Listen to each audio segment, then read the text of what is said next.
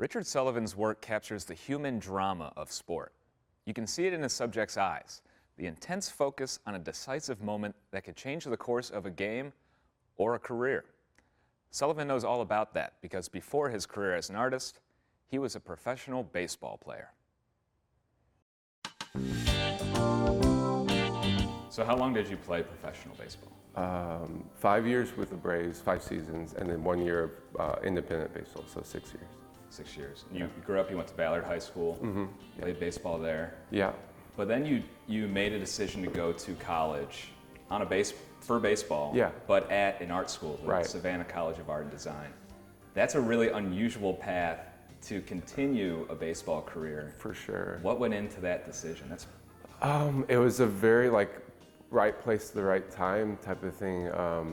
I was always taking art classes in high school, but baseball was what I loved to do. I didn't know really what I wanted to do with art, but my mom took me to this showcase in Tennessee, and SCAD had a coach there that saw me, and so they offered me like a pretty full, like a 90% scholarship to an art school, which at the time I didn't know how special this was.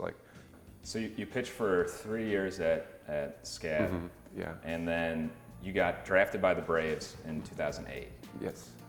You played Double-A ball, which is a really high level of baseball that very few people get to. And you played in an exhibition game with the Braves against the Twins in a spring training game, which is like really near the top.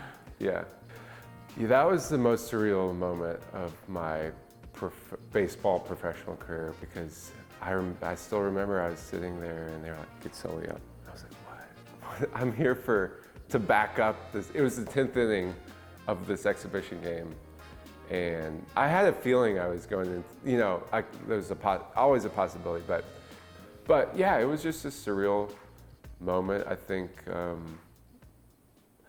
I think I knew at that point I probably wasn't going to get to the big leagues.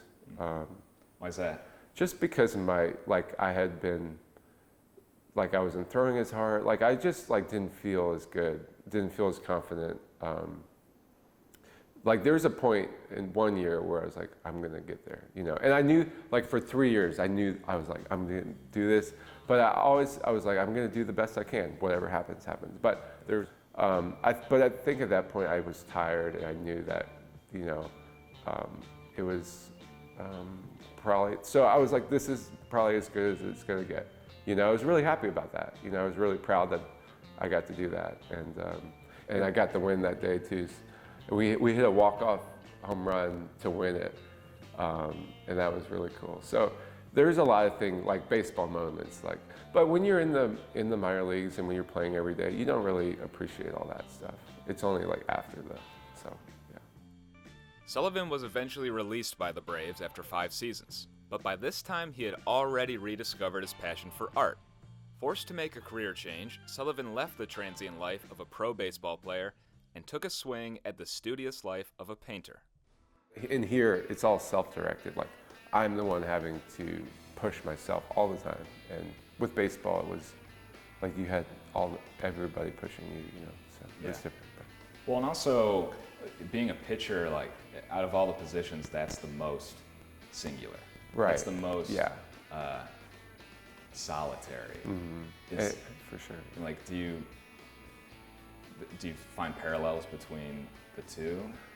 Of course, when you're in that moment on the mound, you're the one that has to make everything happen. If you don't go, the team doesn't go. And with painting, when you release the ball, you don't have any control over it, and that's kind of the same with watercolor, at least. I mean, with oil, it's different. Every watercolor painting I do, it's totally different. Even if I've done it 500 times, it's going to be. And that's what pitching was like too. You had to be so present. Did you choose watercolors for that reason, or did you discover that parallel after you had started working with them? I think at the beginning I chose it because it was cheap. It was an accessible medium, and I didn't know how hard it was at the time. And it did give me those feelings of when I first stopped playing, the same feelings of anxiousness or nerve, that butterflies in your stomach. I got those feelings when I was painting. So I think there were at the very beginning there were parallels for sure, and that's why I kept doing it. Sullivan kept doing it all right and found early success. Needing to connect with the game he loved, he started painting portraits of friends in baseball. When the Atlanta Braves decided to build a new stadium, Sullivan pitched the organization on including his work in the building. The Braves agreed it was a perfect fit and commissioned their former player to paint 18 works of art for their Champions suites.